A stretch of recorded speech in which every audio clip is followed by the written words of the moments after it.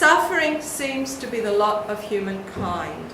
There is no avoidance, no bargaining, no slipping away from it. It happens to everybody, regardless of how good or bad they seem to be. It is not, this suffering, however, is not without meaning.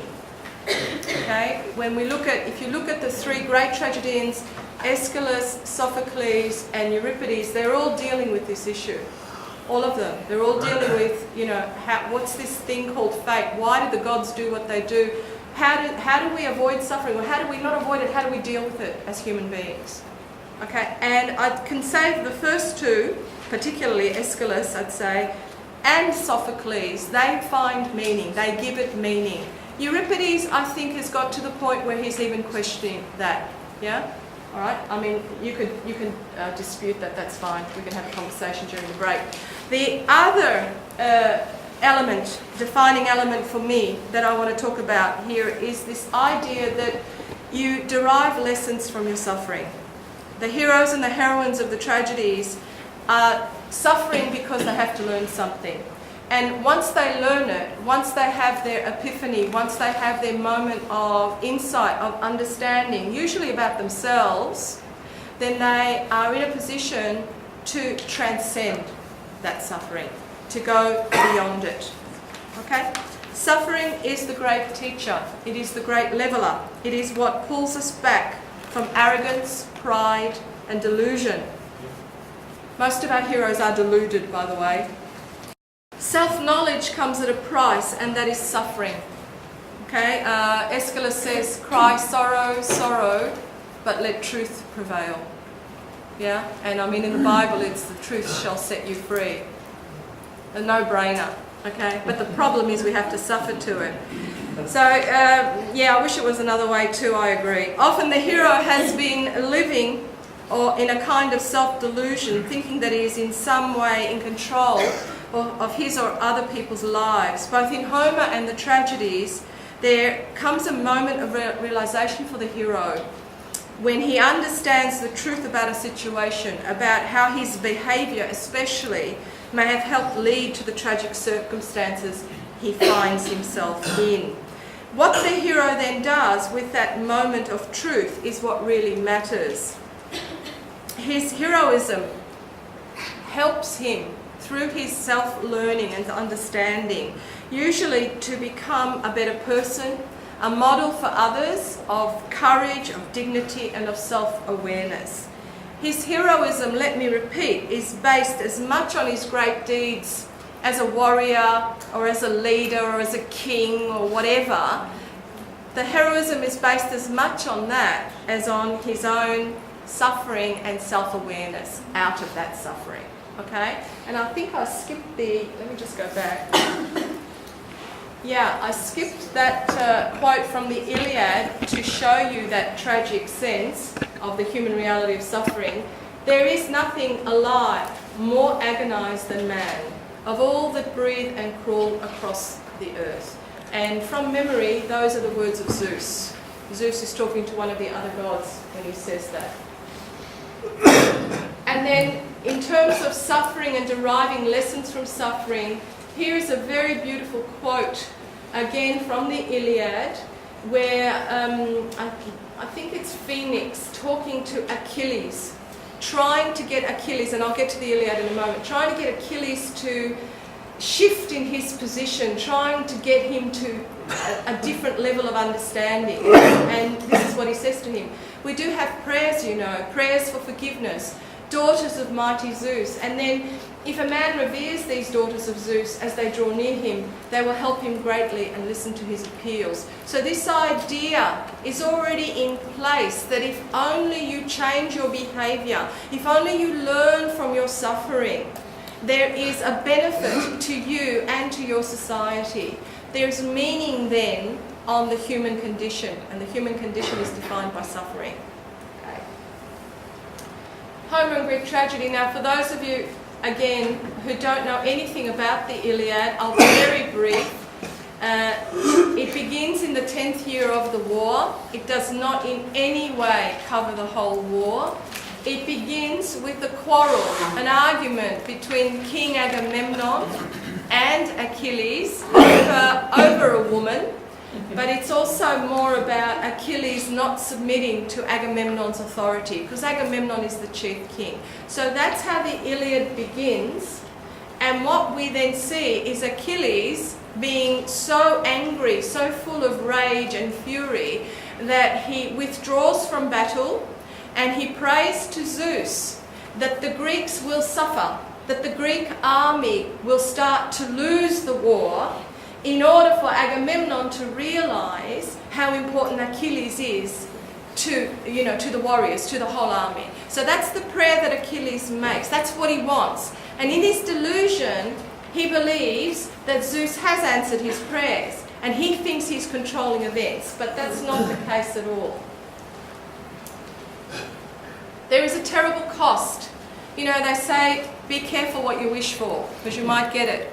Because as the Iliad proceeds, in effect, that is exactly what happens. What Achilles prayed for is what happens. The Greek army begins to lose. Badly. Okay?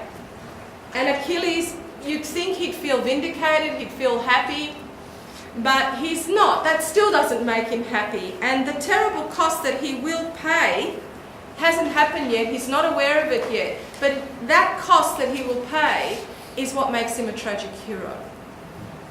Okay?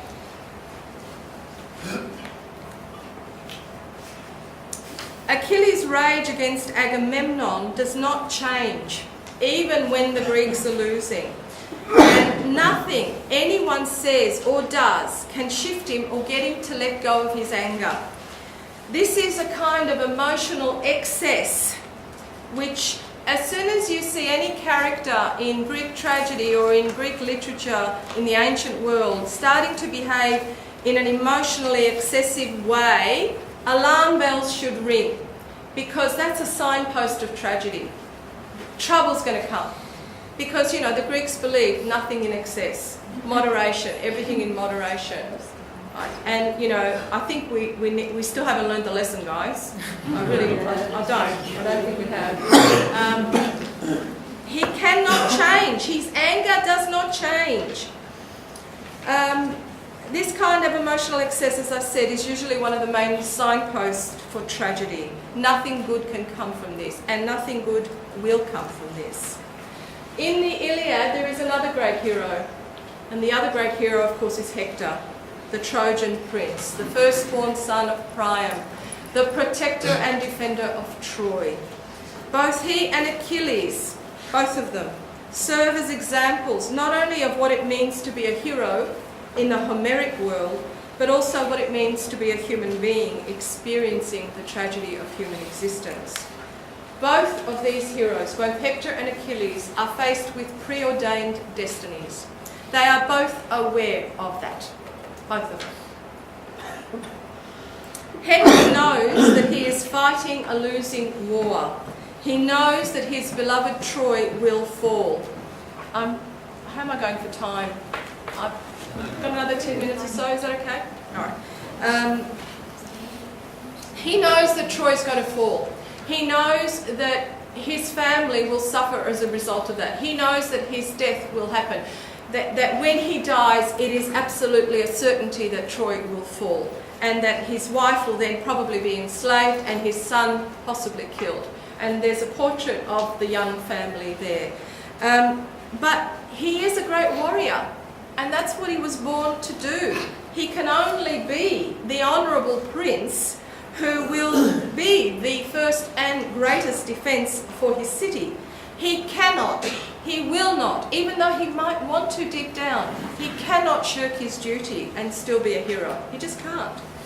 And he cannot run away. At the end, for those of you who know the story, well, you've seen the film Troy, at least they got that right, the death of Hector. In the Iliad, it is much more powerful. The description of the death of Hector is far more powerful because he gets scared and he runs away from Achilles. And then at some point, he realizes he can't do that and be a hero. He has that moment of insight, and he knows it's his moment to go, and he faces it with great courage. Anyway, his opponent, Achilles, is the best warrior of all. No one, not even Hector, can match him. Achilles' mother, as I said, is a goddess, and most importantly, Achilles knows already that he will die at Troy, because he was given that choice. He was given the choice of a long, obscure life or a short, glorious life. So he chose the latter. So he really is the only character in the Iliad who totally knows that he will not return from Troy. So he knows he's doomed. He knows it the way Hector does it, but with a greater certainty than Hector. A much greater certainty than Hector. So in terms of our heroes and what it means to be a tragic hero is a preordained destiny, is a person who has this superlative a sense of honour and courage and duty, but who is also doomed. To put it simply, and you know, I've struggled with this for a long time, but for me, the way I've understood it is, the definition of a hero is how the hero faces death. How he faces his mortality. This is the quintessential aspect of the human condition. It's what defines us, the fact that we're not going to be here forever.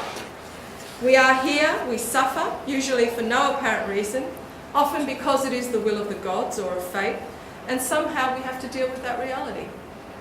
And even though we have fate governing our destiny, we still have the free will to choose how we respond to those events that we are confronted with. So all of that is in Greek tragedy, and guess what? All of that is already there in Homer, 3 centuries before. So if we look very quickly now at the handout, there's no way I can go through all of them with you. Perhaps we should start at number 2.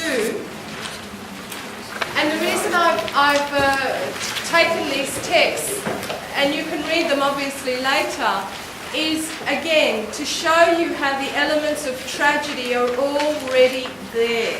Now, number 2, the embassy to Achilles, it's from book 9. And very briefly, this is the book where Agamemnon is really worried that the Greeks are losing so badly. So he sends Odysseus and Phoenix, who was a mentor of Achilles, and I think he sends also Ajax, the embassy. He sends them to Achilles to try and win Achilles back. But Achilles is too stubborn. But this is what he says. I will say it outright. That seems best to me. Will Agamemnon win me over? Not for all the world. Nor will the rest of Achaea's armies. No. What lasting thanks in the long run for warring with our enemies, on and on, no end. One and the same lot for the man who hangs back and the man who battles hard. I'll repeat that. One and the same lot. Same thing is going to happen.